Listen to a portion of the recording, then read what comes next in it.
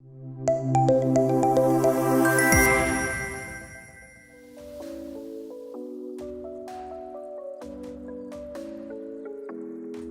once again, I welcome all of you on behalf of ArdorComm Day2 on this event of New Normal Education Leadership Summit Awards 2022.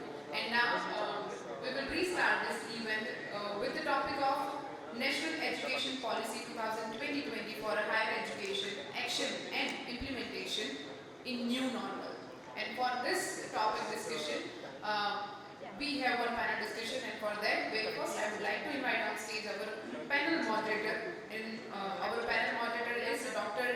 C.A. Achyut, Director General and Provost, JJ University, Gandhinagar. I welcome you, sir. And now I invite our other panelists on the stage. Very first, I invite Dr. A.K.S. Suryavanshi, Vice-Chancellor, Karnavati University, Gandhinagar. Next, I request Professor M. Muruganant, Ananth, Provost, Adani University, Ahmedabad. Also, I invite Professor Sandeep Sancheti, Provost, Marwadi University, Rajkot. Dr. Parag, Sanghani, Provost, PP Savani University, Gujarat. Professor Dr. Sandeep Chakravorty, Executive President, Indus University, Ahmedabad. Mr. Amit Mahensaria, CEO, upGrad Campus. I welcome all the panelists and our panel moderator on the stage. And now over to our panel moderator, Dr. C.A. Achyut, Dani. Good afternoon, everyone. We have already been introduced by the host, and we are talking about a particular topic which is really very important and is of national importance. And we are very fortunate that we have the most eminent people from across the entire state of Gujarat with us to discuss, deliberate and give inputs on the implementation part of the National Education Policy 2020. At the outset, I would like to acknowledge one very important thing, that NEP has been talked about, NEP has been discussed about, NEP has been a subject matter of discussion across the nation, across state, all educational forums. But the next step, which is very important to make it successful, is the implementation part. And today we are very fortunate that we have best of the people on the panel who will guide us and give their views on how this NEP can be successfully implemented and how it can be taken ahead. At the outset, I would request Dr. Sancheti to give his opening remarks, and then we'll continue further on this. Thank you. Good morning, everyone. Thank you, ArdorComm, for inviting us on this important session where we are talking about NEP implementation. Friends, implementation obviously becomes important in every activity which we want to do. Otherwise, on the surface, many things look very bright, very good. NEP is one such thing which we all love, and that's why so many extensive deliberations are happening, conferences after conferences, and webinars and other things which are there. And we know extensively about NEP. I'll make only one or two statements about NEP. Number one, it is we all dream, and we should all dream, and that's how we drive ourselves. So NEP is also a policy with dreams. And I would say that this particular NEP is not a policy with limited dreams, it's open dreams, super dreams.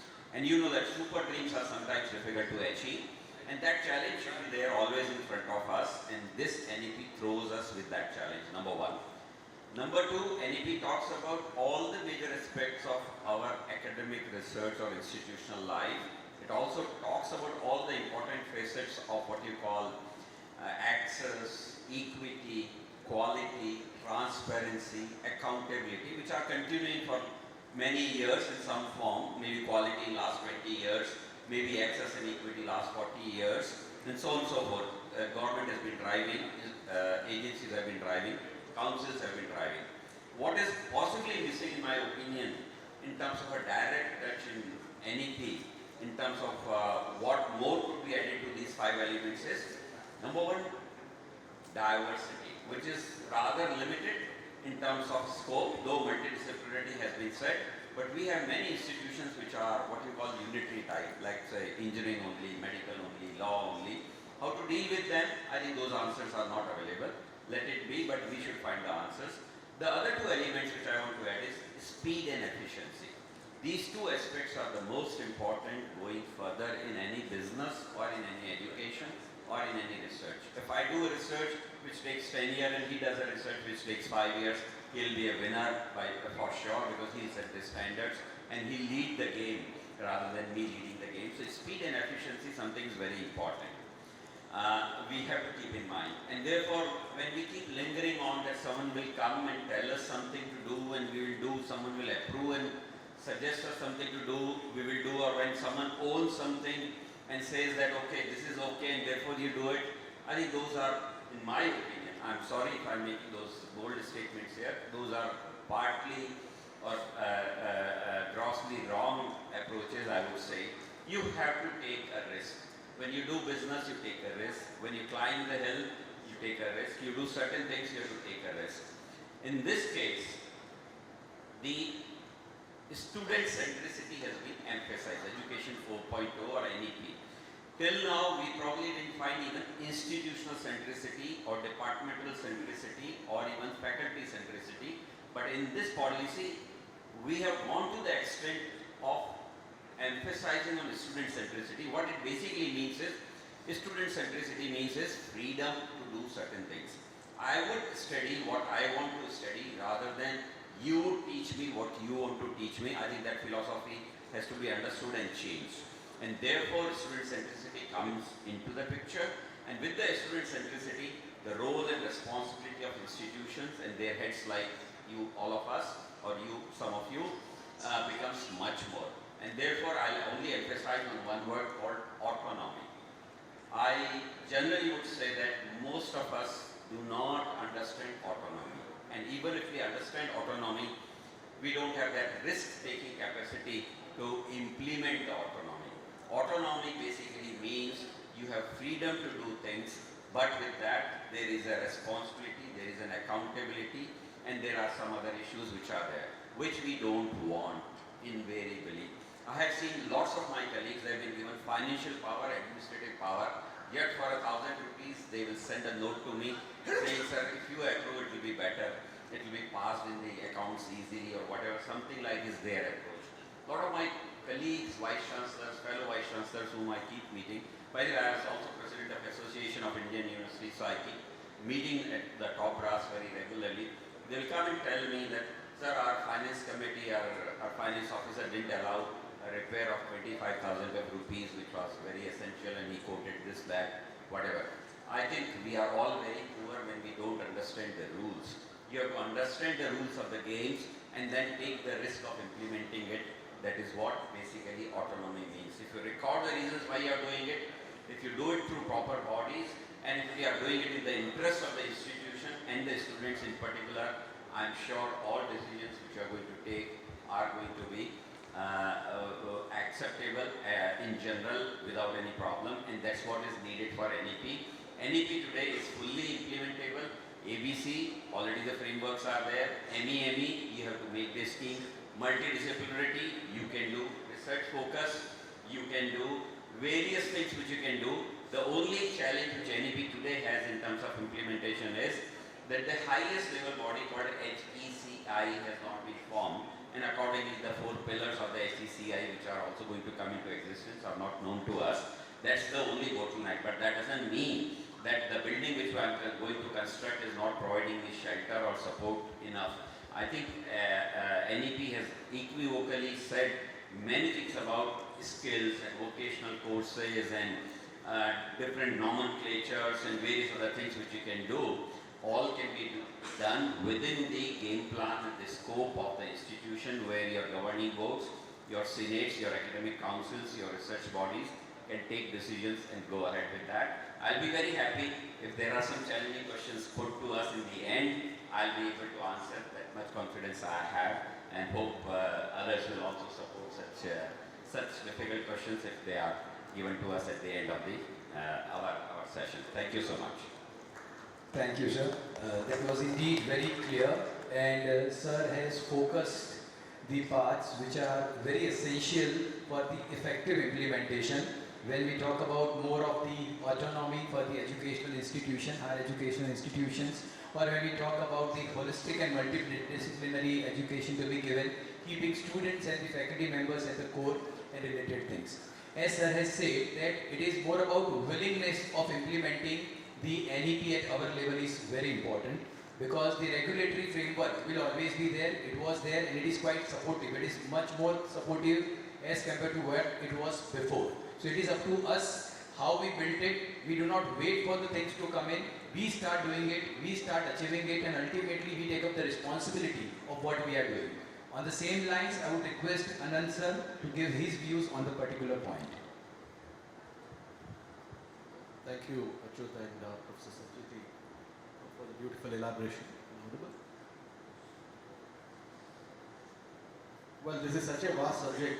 For past 2.5 years, we have been hearing from every corner of the country on NEP, and it's time now to talk about action and implementation. That's the reason why this particular panel becomes all the more important, the deliberations therein.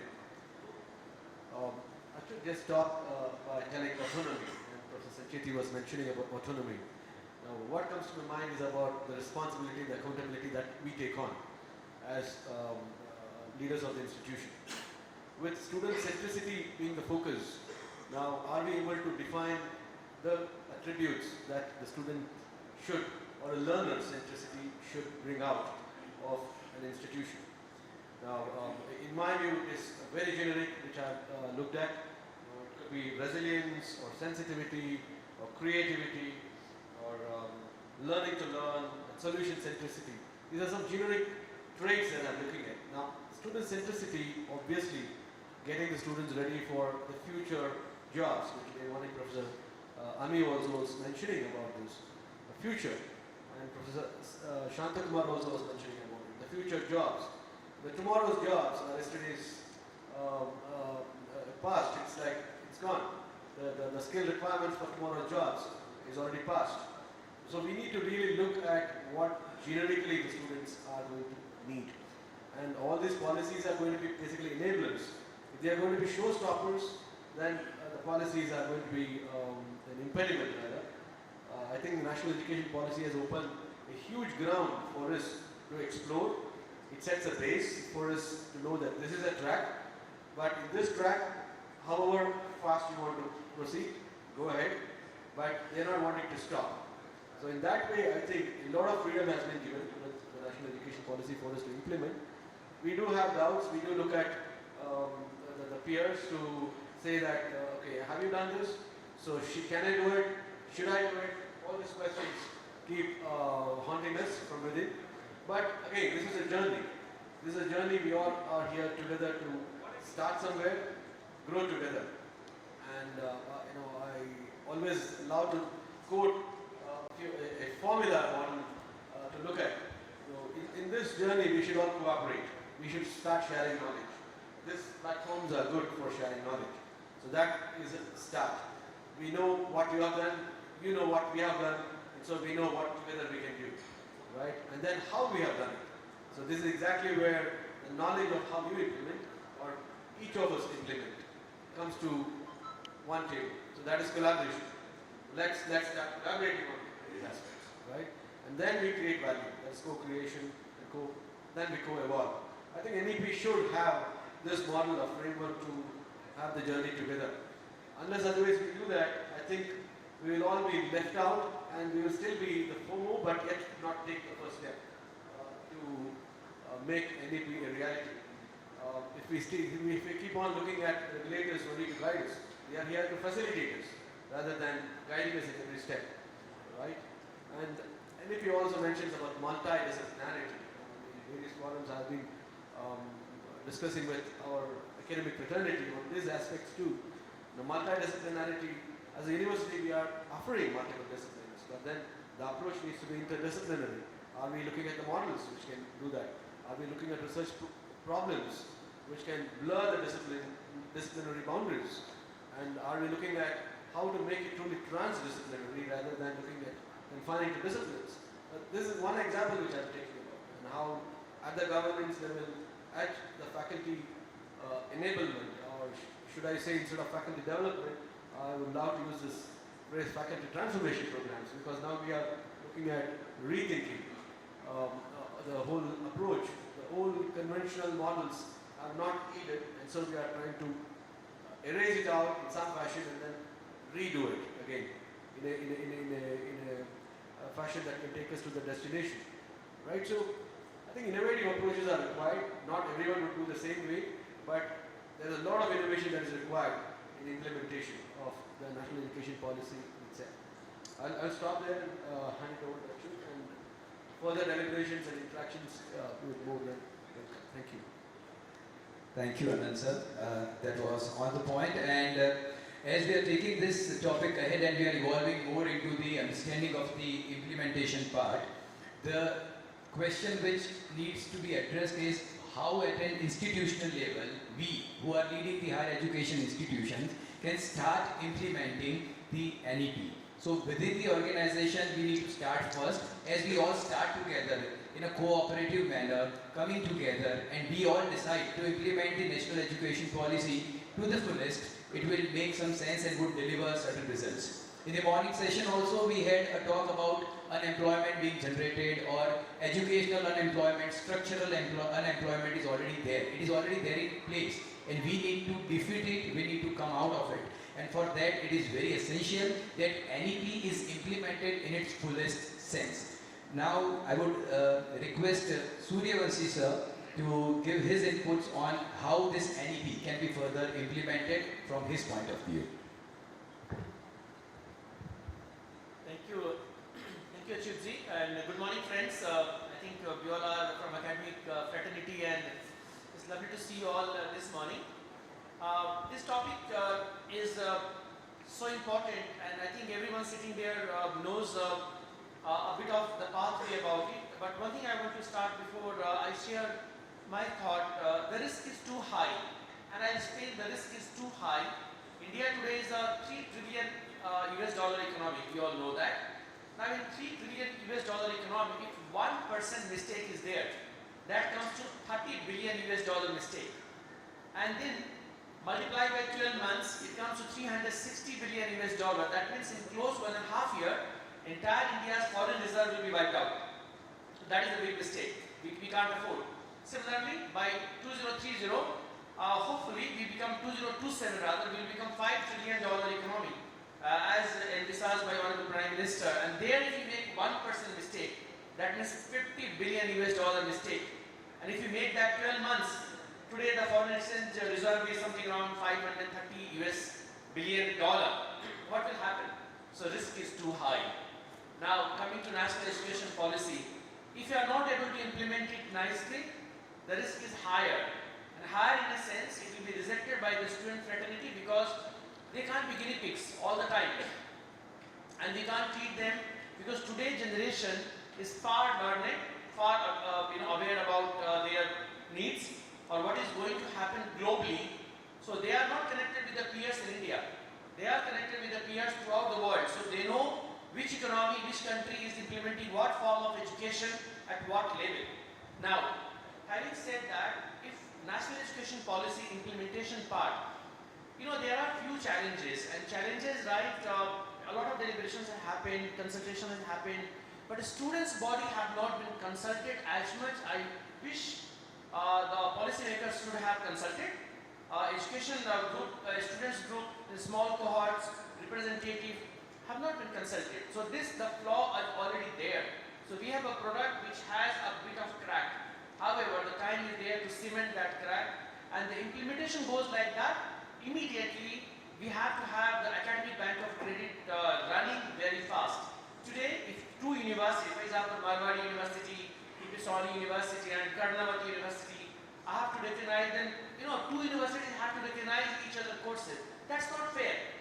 So we have to have academic bank of credit where a tailored check is recognized at par by all the banks. This is very important that it is automatically being done. Second implementation phase, which is very important, is DigiLocker. Of course, DigiLocker is running, where students can download their transcripts and certificates by authentication to Aadhaar card. I implemented quickly. And one more element that came about, multidisciplinary or transdisciplinary or interdisciplinary. See, we have to marry this disciplinary approach with the jobs in the market. I cannot experiment with my students just because they are getting kids. It's unfair. Today, if I do the multidisciplinary or the transdisciplinary and you apply for a job, the company is not going to look at your transdisciplinary. Company looks at, I know only .NET framework specialist. Do you know Java or do you know, any kind of, if you say blockchain technology or robotics or animation application into that field. So it is the world is reaching towards a micro specialization. I'll say nano to micro specialization where we complement. I don't know about programming, I will take help from Ananth sir. I don't know about architectural diagram. I may take help from Sancheti sir and so on and so forth. So I don't need to learn everything. The time is passing. Let's accept it. Everything is on the search, everything is on the digital format. I can always fetch the information. I don't have to become a programmer myself. Hence, I think multidisciplinary approach at the school level, since NEP we are talking about overall, not only college. So multidisciplinary approach at the school level, whereby the core skill is developed. However, at the higher education, we must make those people perfect. In our Gurukul system earlier, there were 14 subjects and 64 arts to be taught. So that was overall, but in the final 2 years of 12 years of Gurukul system, the students were supposed to sadhana, we used to call. They had to learn one thing, daily means daily, poetry means poetry. And the moment they come out, they will get a job in the society. And it's internally driven economy. So more and more the Western economy, the capitalistic economy, definitely time has come to reject it. And I think NEP will be the one forum, if we implement it, we are going to achieve our dream of US $5 trillion economy. The last but not the least, it's also important that the transfers take place auto format. For example, the students after first year want to migrate from X university to another university, he has to take the migration from the parent university. I think we can make it automated, like everything has become quite auto mode. So this will be good once we implement the NEP to achieve its goal. Thank you so much, sir. That was quite clear and that was engaging too. Now, as we are going ahead with this particular discussion and as NEP implementation has come to its actual juncture where we should not be talking about it but we should be working about it, I would request Parag sir to give his inputs on the same. Thank you, sir. Respected Sancheti sir and all the senior colleagues here. It's always a pleasure to deliberate on this topic where the nation is debating. I have, tried to put as a devil's advocate that what are the challenges for the implementation. In my view, the major challenge is the mindset issue. Because until unless we change mindset of administrator, faculties, students, parents, it's very difficult to implement the NEP. Like at our university level, we started few courses, we tried to give the minor, specializations, but still, our compartmentalized, education system is so much in our mind. We are not ready to accept that engineering students will do a diploma in music, right? So at parent level also, the branches science and commerce can come as a liberal arts, is yet to be go to the mass level. So one of the major work which we all have to do is to create awareness, create the success of this model awareness, because people have in a background,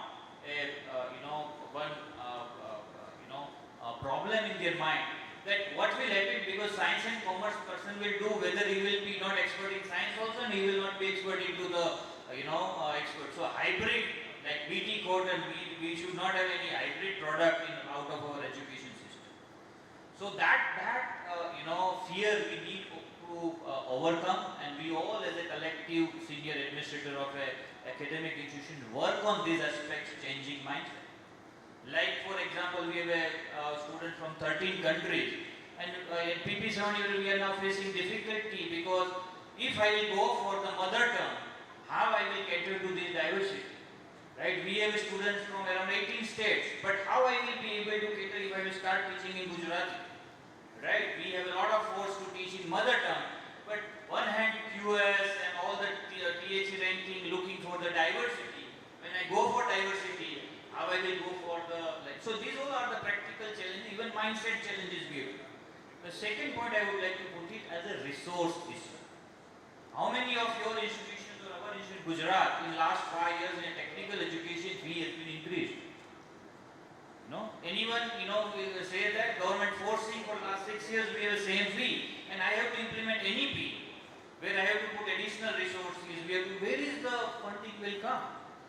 Because that is something which I personally feel that it implements a major total. If I will ask my students to do a diploma certificate, whether I will be allowed to charge extra for that.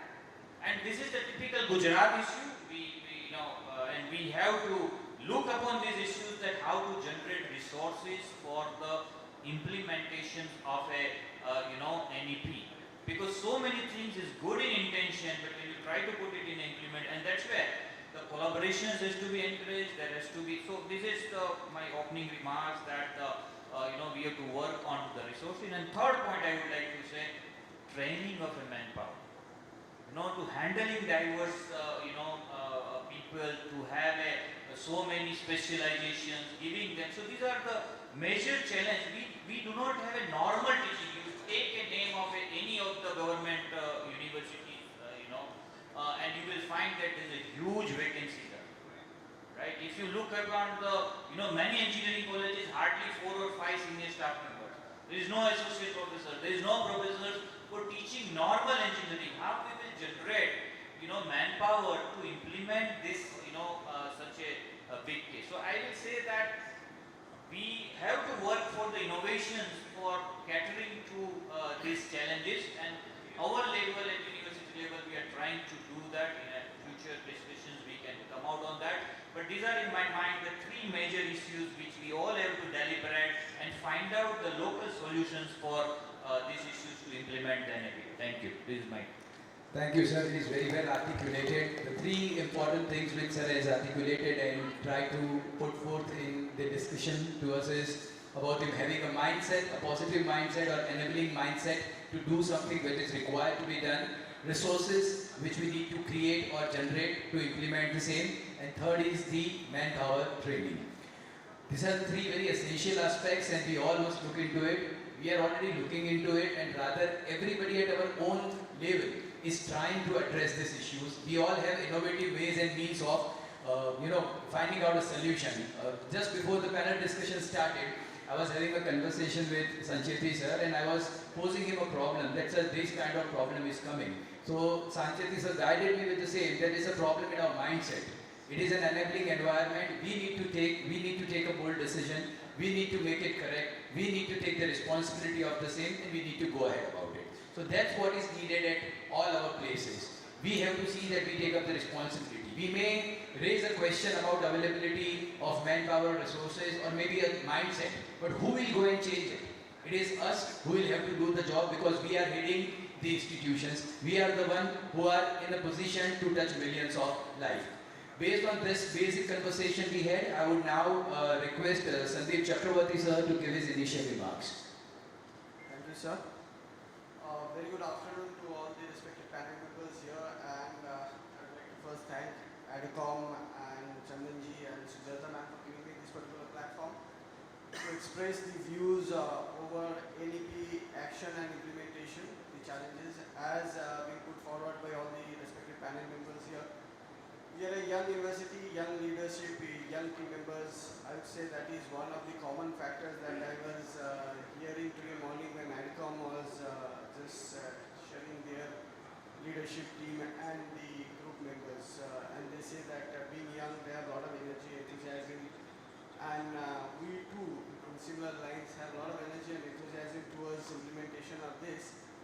NEP being I would say a draft of 66 pages. I have my own thought process over it. Let's see, as a university or an institute, if we start thinking of the entire implementation of NEP and how we see that the entire thing would come into force, rather than seeing it from that particular perspective, I think what we should see is that as an individual, what best we can do to fit ourselves into this particular transformational or the great aspect thing that the NEP has put forward for us, for all of us. So, in bits and pieces, in some small scale, we all can contribute. As Sancheti sir was saying, that everything is possible, everything has its all draft ready.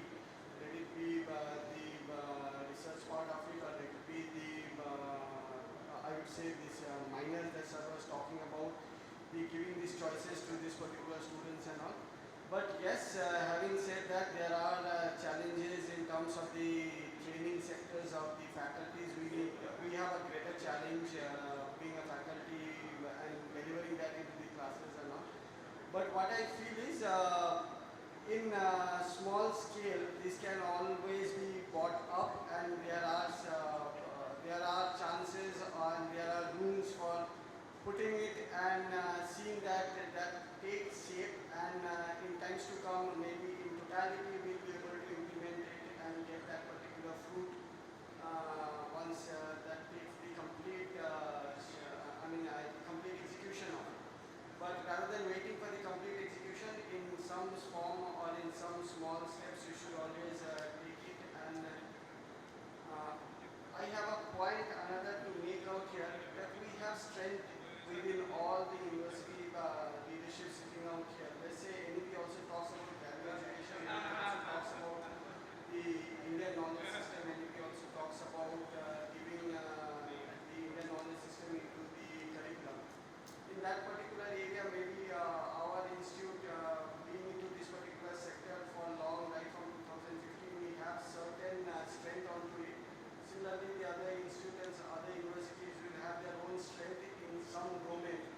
So if there is a common understanding and a collaboration, and we can exchange and we can take that particular benefit of those particular strength of each one of us, and I think then it will be a much easier job, and we can implement it in a much better way, and we can give it a better shape to it, because all strength put together, all the learnings put together will give us a common platform.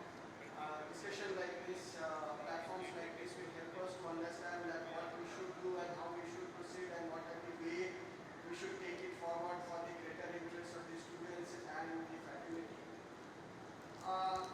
Having a platform like this, sharing the strength and weaknesses, learning from each other is one part of it. I think we should also try and involve, as one of the co-panel members was saying out there, the students part of it also. How do they take it? What are the challenges they are facing? What are the things that they would want from us, and the means and the ways that would be more beneficial to them? I think that part also is one of the parts that we should focus upon.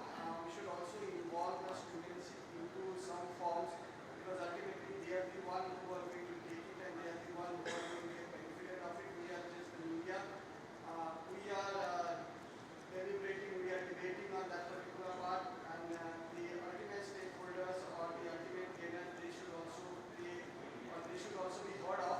And I think mutually and collaboratively, if we all take our strength and put it together, the NEP implementation would not be that much of a challenge, and we will always be able to achieve the very objective with which the government has put forward this particular initiative, and the ultimate output, the outcome would be beneficial to all of us.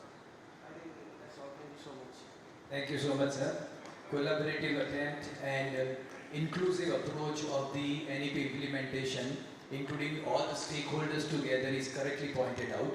NEP also talks about the online education, digital education, technology and its integration with the education, use of technology for the betterment of learning, making learning more easy, making learning more fun, making learning more amenable to the students. And when it comes to technology, when it comes to its implementation, there are a few points which must be taken care of. Which kind of technology is to be used, how it is to be integrated, whether it should be depend totally upon that technology or not, how the offline and online education model works together in a way so that the NEP can achieve its ultimate goal. On this topic, I would be requesting Amit sir to throw some light on the same, because he would be the correct person to give his input here. Sure, thanks. Really delighted to be part of this esteemed panel.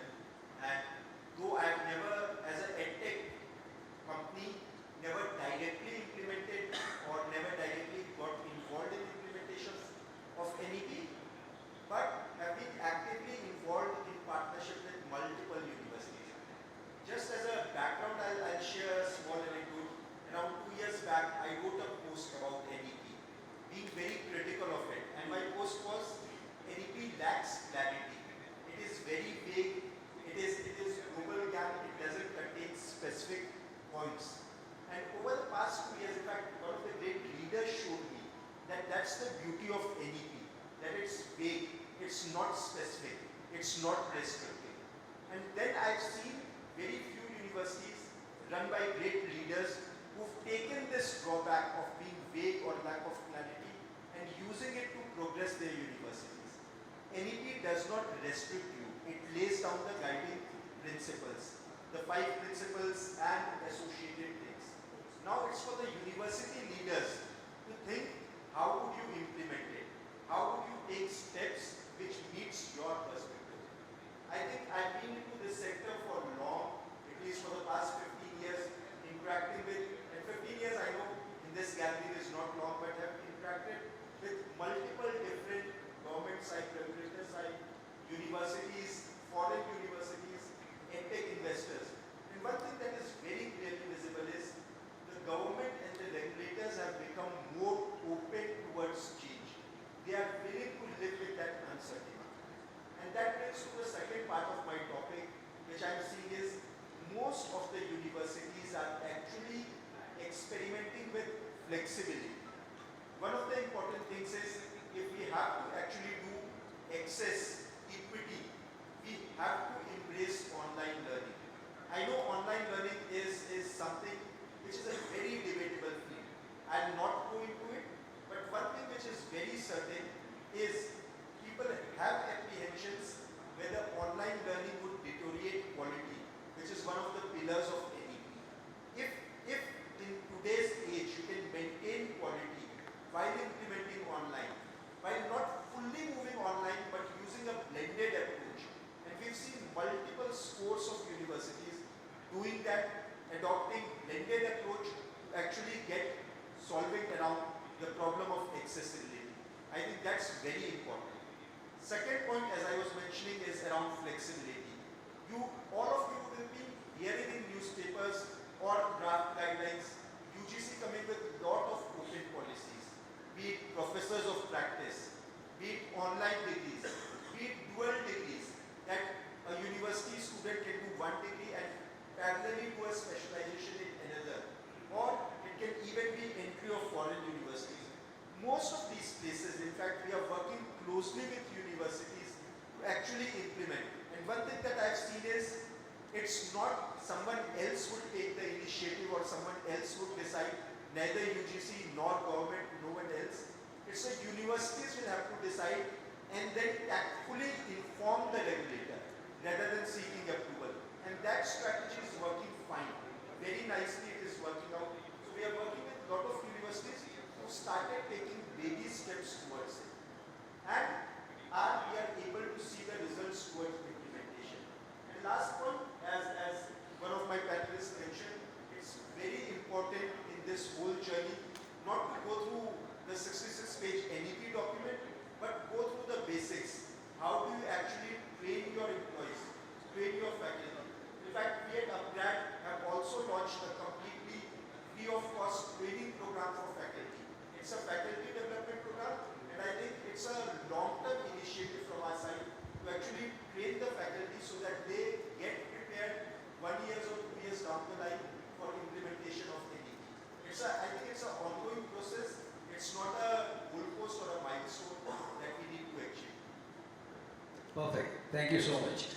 So, with the opening remarks and basic inputs from each of the eminent personality on the stage, the things which we have talked about is more autonomy with effective governance, holistic and multidisciplinary education, students and faculties being at the core, teacher training and education, formal and informal education. Formal and non-formal education has to come together for developing the life skills, quality academic research, regulatory system which has become more enabling to us, promotion of Indian languages, arts and culture, technology and affordability, meaning thereby affordable education, affordable and quality education for all. All these things are part and parcel of the NEP which needs an effective implementation.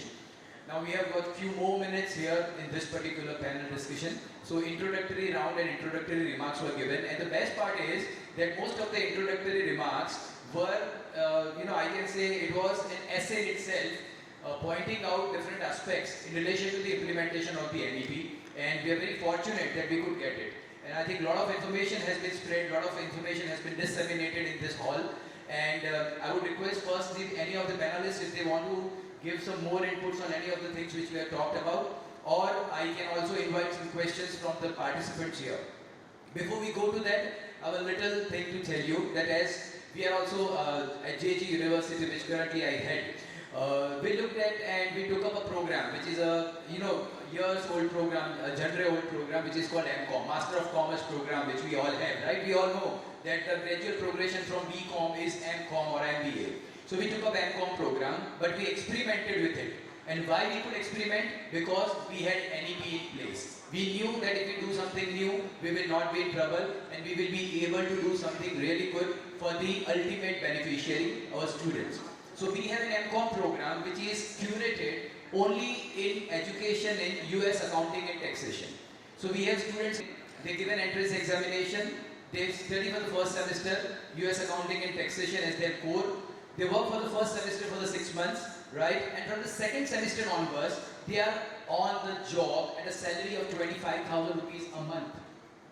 I repeat, they are on the job with a salary of 25,000 rupees a month from the second semester onwards, right? And that continues in the second, third and fourth semester. So just think about the beauty of NEP, what NEP can give at the end of 2 years to the student. At the end of the 2 years, a student is a postgraduate, he holds an MCOM honors degree, he has made approximately 4,50,000 in his bank account, and he is already on the job. This is what is the beauty if we actually are able to implement NEP in its correct sense. Keeping in mind all these things, I would request any of the panelists to give their views. Ananth sir is there and Sancheti sir is there. Best of the people with us on the panel, let us have some more from them. Thank you. A few top level comments only I'd like to add. If we have not understood NEP clearly, my suggestion would be NEP is nothing but a skeleton. It's 33 pages. One could have written 330 pages or maybe even a big volume of that. It's only 33 pages. I'm saying typically Hindi or English, whatever way you take it. It's a skeleton. The body and flesh has to be filled by us. We need to understand, and not everybody can be the same. If we are doing that, we are harming the nation, we are harming the students, we are harming ourselves. So let's not worry about that what he is doing is what I am supposed to do and then keep on passing like that. We can all be very different. NEP provides that. Number two notion which we have, which is quite wrong sometimes, is that education is for young students, which is true fundamentally for them as we started, 18 to 25. But today education goes further from 25 to 75. You can call them as any name. I prefer to call them as matured learners. Do you think I'm doing in my life what I'm doing today is what I had learned when I was a student? Certainly not. Most of you will agree to that your things have also changed. We need to change, we need to learn, we need to relearn, whatever these may be. And therefore, I think Amit ji was very mildly talking about what we call blended in a safeguarded manner because he belongs to the domain.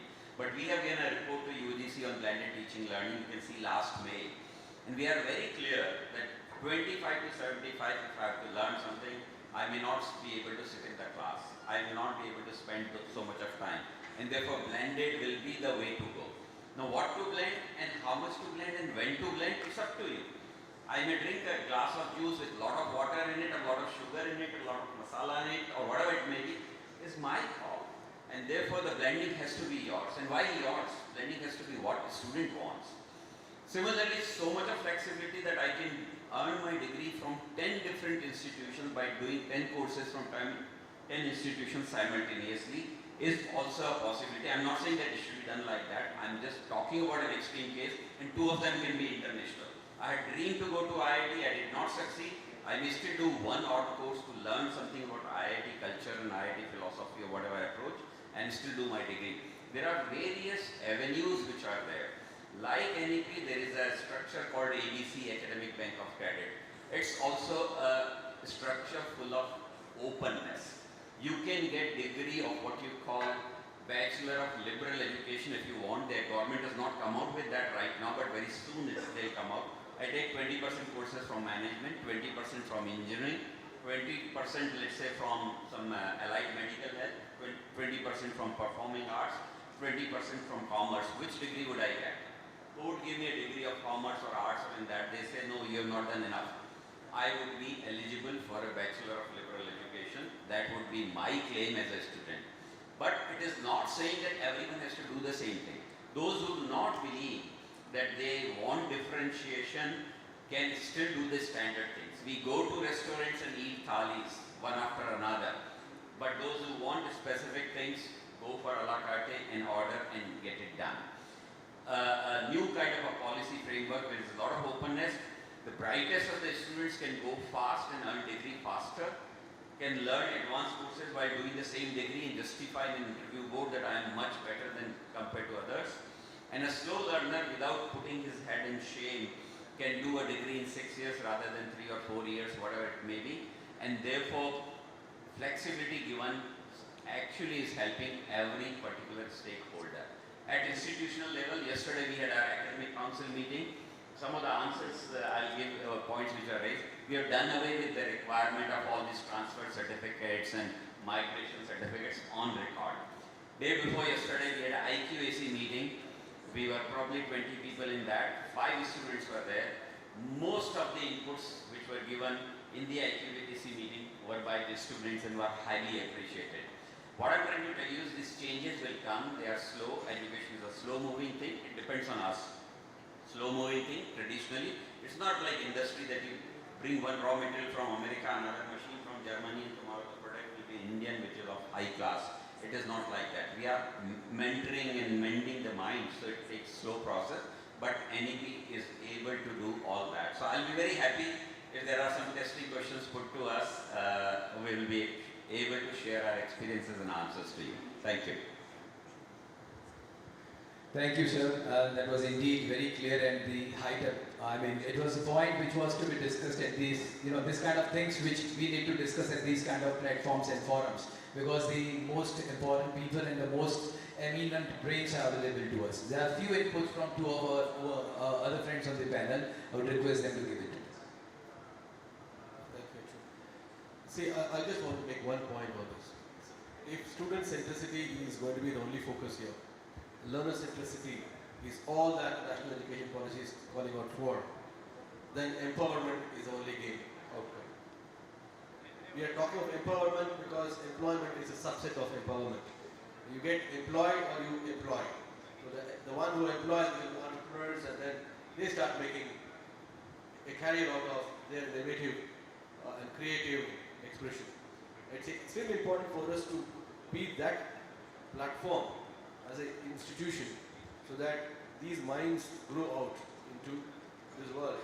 And we are, in our institution at Adani University, we have consciously aligned to sustainability as the final end game, as our focus. So we wanted to create sustainability minds. So the sustainability mindset is one of the graduate attributes which we are very keenly looking at. So I cannot define anything further. All the competence that is required, or should I say the capacity, the capability that is required to address sustainability at a larger scale is not yet defined. So it has to evolve out of the ground. So I just need to be a fertile ground for that to be happening. And that's exactly where, as Professor Sancheti was mentioning, we are so open, and then that skeleton can we add that to the scale, So that's structure. Thank you. Thank you. I'll just take 1 minute because I know we are running short of time, and I'm going to help Chandanji because he is smiling all the way that you guys are speaking a lot and we are running late. So 2 things. One is that, let's not leave the national education policy too open for interpretation, because the world is about the standardization. Believe me or no, but the nomenclature should be standardized. For example, nomenclature of degree. Tomorrow students have to travel, work everywhere in the world. Even if we are going to be part of Washington Accord, it's very important that standardization in the era of production link, the society, it's very important that we standardize the nomenclature and we adopt it. Within that, we can do whatever experimentation we can. This is one. Second, why GST became successful? Because the hardware and the software were put in the place. I'm afraid NEP has not got the hardware and the software in the place. I'll explain what I mean. Hardware. Immediately within 3 years, I think government should mandate that all the faculty vacancies need to be filled up. You do whatever, but just fill it up. Take masters, open the finishing schools 1 year, pay them salary, train them, make them good teachers and deploy them. But fill the vacancies. You can't run NEP with a 40% of vacancies in colleges, universities, and you can't make faculty work like coolies. Have you looked at schools? 7 periods, 6 periods the teacher is teaching. This is unfair. What do we aim to achieve? It will never be achieved. NEP will fail if these are not going to be addressed. It will become like one of those we speak but we don't implement. Third aspect, which I wanted to say is also very, very important, is that what about the finance? Who takes care of the finance? So far we have not got a financial mechanism in the place. It's very important that the part of financial system is developed to help the students as a provider, implement it. So I mentioned about hardware, faculty vacancy, software, the system in the place, the IT system. I mentioned example of GST, why it became successful. I mentioned example of Aadhaar, such a beautiful example of software-led everything, authentication need to be done. Standardization is very, very important. We need to achieve it quickly before it is too late. And one thing is very important, again, after that, apart from many, many things, is that outcome measurement is something we need to do that. If you are not going to do the outcome measurement every 6 months, then probably we will not be able to achieve NEP, what we had desired to achieve. And this we should address quickly. Sir, thank you so much. The points are well taken. And now it is, as we are overrunning the time of the discussion which was allotted to us. So I would request any of the participants, if you have any question in relation to whatever deliberations were happening here and whatever inputs have come from the eminent panelists here, so we can entertain those questions and we have the expert here with us. So if any of you is having a question, please raise it now, and it is a great time. If your question may lead to some more information about the ongoing topic and the implementation issues we are deliberating. Anyone from the participants who would like to raise any question? Sir, can you please hand over a mic to sir there? On the middle table, please.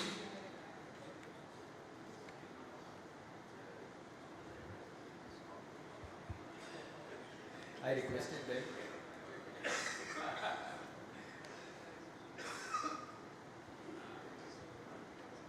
Sir, please. Thank you. So, one of the initiative in the... Can you introduce yourself, sir? Yeah. So, I am Dr.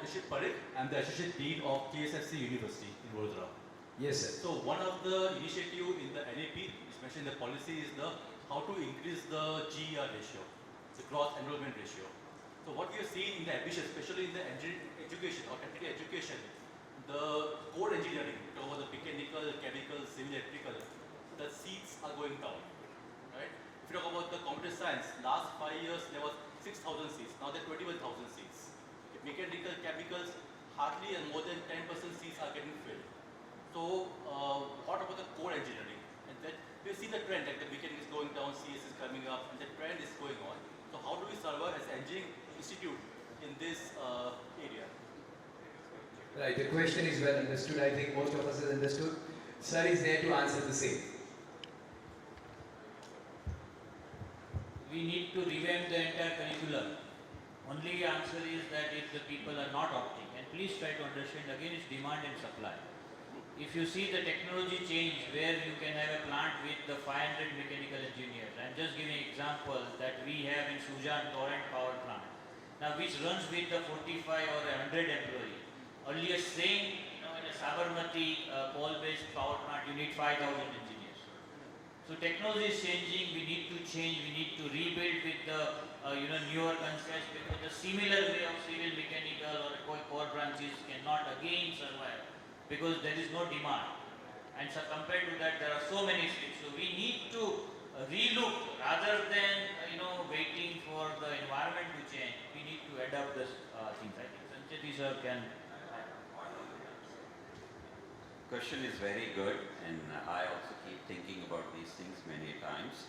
Unfortunately, in India, for many common things, we have one policy or trick, and we call in Hindi bhed chal. तो वो भेड़ चाल चल रही है. None of our agencies have planned what to be required for next 5 to 10 years. Agencies like our councils, whichever may be, or professional bodies which are industry bodies, I will not name them here, should have actually done this task that we need 10,000 mechanical engineers, 50,000 this engineers. That has never come. We only start and stop the programs and we say 4 teacher और लगा दो, 2 कम कर दो, 1 बढ़ा दो, एक room का 66 square metre कर दो, ऐसी हमारी policy. So we are on wrong path to large extent. And forget about that. आपको जो अभी देख रहे हैं आप, वो आपको अभी लग रहा है कि कंप्यूटर साइंस ज़्यादा हो रहा है, मैकेनिकल सिविल गलत है. बिल्कुल मैंने सही माना. मैं इस प्रोफेशन में 1984 से हूँ, 1984 से.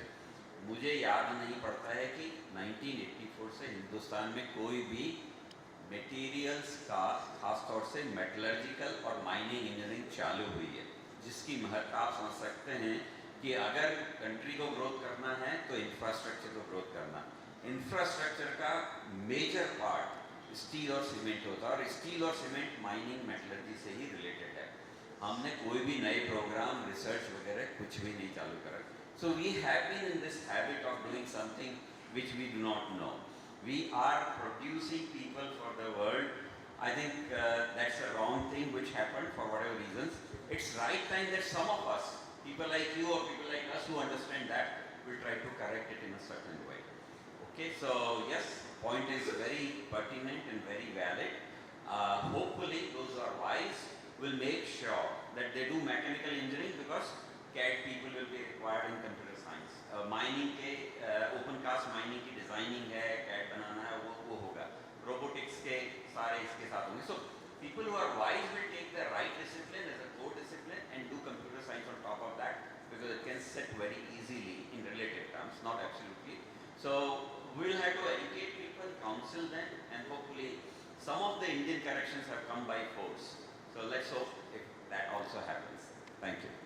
So that was, I hope your question is being answered, and the question is so wonderful that it is being answered by multiple people, right? And as sir mentioned about the things and the infrastructural development of the country, the growth of the country, where material science plays a very important role. We have our very own Ananth sir, who is from the background of material science itself. So I would request Ananth sir to throw some light on the same. Well, thank you for that wonderful question. I think everybody is bothered with it. Some give it an expression, and thank you for giving it an expression here. All right? And thank you, Professor Sancheti, for making an impactful comment on mentioning material science and calling it out to me here in some fashion. Right? See, when the country itself was not knowing what metallurgy or material science was, and that's where I was pushed into it primarily because of my lineage. That my father was a nuclear physicist. He felt material science would be good. He pushed me into that. Right? Because his peers told him. I had no clue, and all the mechanical engineers were the top guys in the institution which you were studying. Right? Now it so happened, for whatever reason, to cut the long story short and make it available for others. See, my journey continued where I found a confluence between materials and AI and ML. Alright? Wherein this confluence has helped much further. I think we have to look at this confluence being afforded to our students. If it is mechanical engineer, what is that USP of a mechanical engineer in the current times and in the future? Are we ready to take that on as institutions? Are we ready to recreate ourselves? You may call it gold mine in the new bottle, but how are we going to do it? How is that innovative approach? That was a buzzer for me. Alright, so I think that is exactly where our role lies, and it's a big challenge that we need to face, but we need to come together in some fashion to solve this. Alright, thank you. So I mean, I have something to say here, because whenever we all being the head of the organizations or institutions, being the educational institutions, we have all been professors or teachers all our life. So until the buzzer comes in, we don't stop. So I think they have realized that it's a buzzer time, and I hope most of your questions and queries have been answered, and the experts have been able to give you the information which you were looking for. And yes, it is very kind of Ananth sir to say that we all of us on the panel would be available to you across a call, email or a WhatsApp in case you have any queries in relation to the topics we are deliberating. And I hope it was a worthwhile 60 minutes of investment of all of us and we have gained something out of it. Let us take all positive points. Let us make it that we just don't talk about implementation of NEP as such and forget it. Whatever we have spoken, whatever we have talked about, let us try to do it together. Let us come together. And one more thing, last thing which I would like as a concluding remark on this is the various private universities or higher education institutions, they are not competitors to each other. We must understand, all of us, any university, any representative from any university or higher education institution sitting here, should please acknowledge this, that we are not competitors. We are all together in a process called the new nation building. And let us all come together to do it selflessly for the next generations to come. With this, I would end up with this particular session. You have been an amazing crowd. Thank you for the organizers and thank you to all the eminent people here. Thank you so much. Thank you. Thank you.